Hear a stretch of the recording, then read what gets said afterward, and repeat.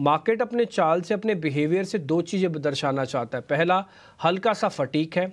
दूसरा, वो ये कह रहा है कि मैं अभी भी फ्यूरियस बुल रन में हूँ, आप मेरे को कोई भी डिप दोगे तो मैं बाय करके दिखा दूंगा और फिर मैं नया हाई भी लगा दूंगा। ये पिछले हफ्ते का पूरा लेसन है सर, हमने जो समझा है। मार्केट के अंदर फटीक, थकावट भी है, लेकिन वो फ्यूरियस बुल रन में भी है। तो हम कैसे करें काम सर? जरा निफ्टी और बैंक निफ्टी दोनों का बता दीजिए, कैसे ट्रेड लेना चाहिए।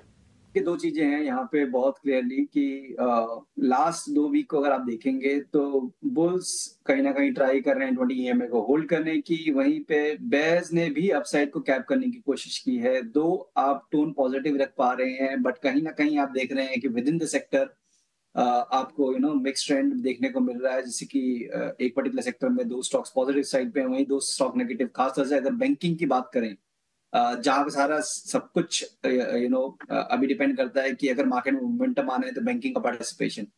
तो जब तक वो चीज चलती रहेगी डिम्पी, मुझे नहीं लगता कोई एक बहुत स्ट्रॉन्ग मोमेंटम देखने को मिलेगा। बट एक चीज ये है कि यस, आप क्योंकि 20 ईएमए को होल्ड कर पा रहे हो तो टोन आपका पॉजिटिव है मार्केट में। आपने प्रीवियस हाई जो 2250 के उसको भी क्रॉस कर दिया था। लास्ट वीक में आपने उसको पेनिट्रेट किया और एक डिप भी आया, उसके बाद आपने रीगेन किया उसको बहुत स्ट्रांगली।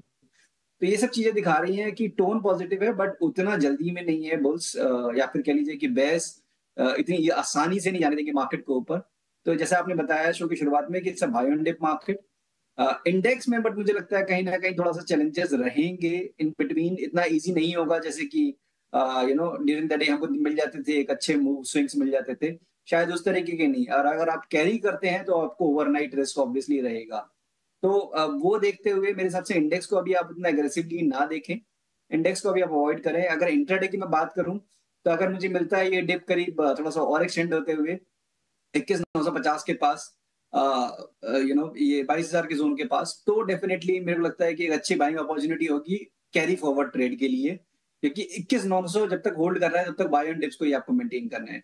बैंकिंग में कहूंगा थोड़ा सा साइडलाइंस पे रहिए, क्योंकि बैंकिंग में अभी भी वही जो मैं बात कर रहा था कि कोटक, इंडसइंड बैंक, एचडीएफसी ये स्ट्रगल कर रहे हैं। एक्सरसाइज से अकेले उसको इंडेक्स को सस्टेन करवाना 47,000 के ऊपर और उसको मेंटेन करना मुश्किल होगा। तो with in these two indexes लगता है निफ्टी बेटर है, बट इसमें भी आपको मोमेंटम नहीं मिलेगा। तो ओवरनाइट ट्रेड के लिए भी आपको डिप का वेट करना चाहिए, और आप अवॉइड भी कर देंगे then it's also okay, stock specific रहिए।